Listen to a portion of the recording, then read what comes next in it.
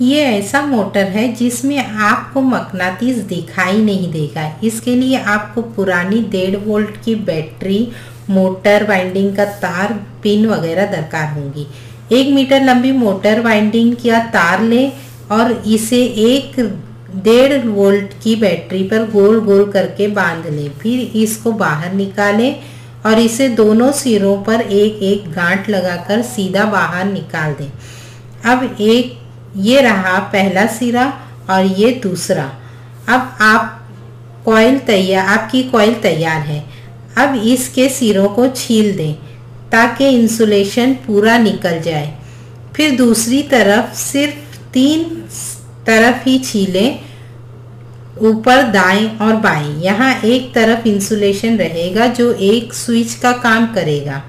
यहाँ आप बिल्कुल वाज़े देख सकते हैं। फिर एक सिलाई मशीन की बॉबिन लें और इसमें भी इंसुलेशन का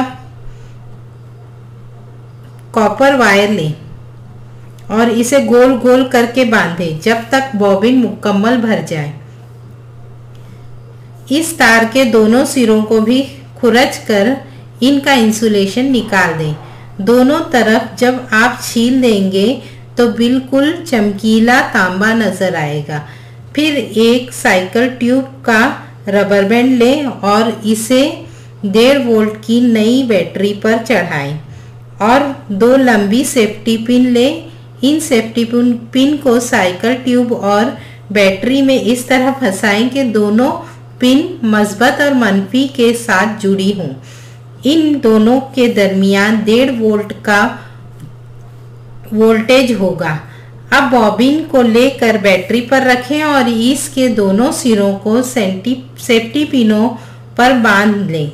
जब आप बांधेंगे तो बॉबिन में बरकी बहाव जारी होगा और बरकी मकनातीस बन जाएगा।